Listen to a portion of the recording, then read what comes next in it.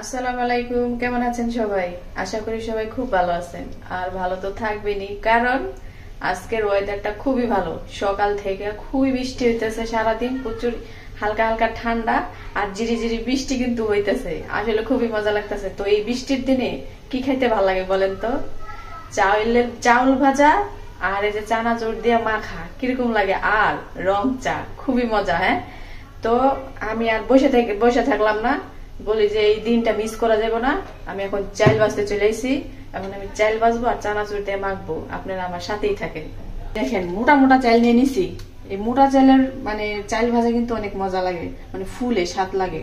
তার জন্য আমি চিকুন চাইল নিলাম না, মোটা চাইল নিয়ে নিছি। আমি এক্সট্রা করে শুধু চাইল ভাজা খাওয়ার লাগে রাখছি, বুঝছেন, এরকম দিনের জন্য।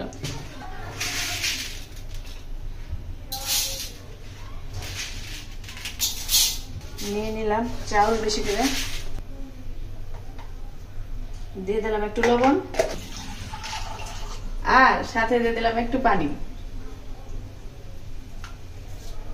এখন আমার চাইল মাখা কমপ্লিট। চলেন আমরা এখন চাইল ভাজি গে। জীবন দেখলাম চাল ভাজে মাটির খোলাতে, তুমি দেখে ভাজো কড়াইতে, কি ব্যাপার? হ্যাঁ, আমি কি এখন চাপাইতে আছি যে মাটির খোলায় ভাজবো? আমি তো ঢাকায় আছি, তো ঢাকাতে আর ওগুলা তো নাই, মাটির খোলা নাই যে আমি মাটির খোলাতে ভাজবো। তো ফাইনালি আমার চাল ভাজা শেষ।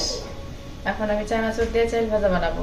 চলেন, এই যে চানাচুর দেখতে পেতেছেন, এই চানাচুর দিয়ে চাল ভাজা বানানো হবে। আর এই যে এখানে আমি যে কাঁচামরিচ আর পেঁয়াজ কেটে নিছি, সাথে আছে খাঁটি সরিষার তেল।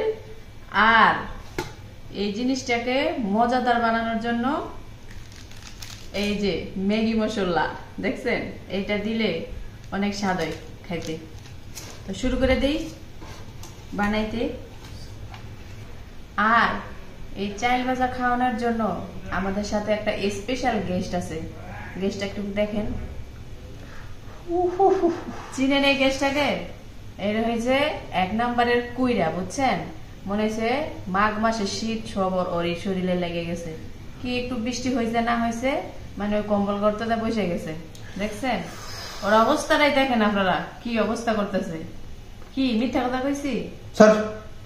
গোসল করছিলা সত্যি?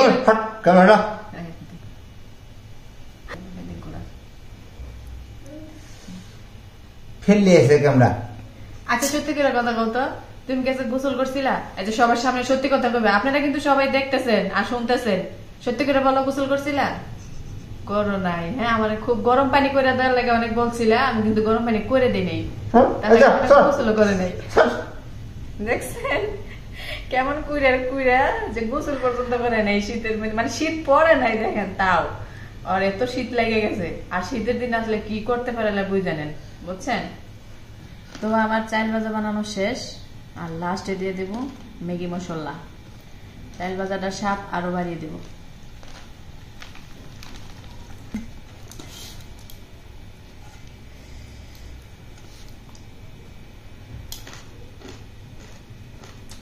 সেই মজা, আপনারা একবার খেয়ে দেখবেন, বিশেষ করে ম্যাগি মশলা দিয়ে খাবেন।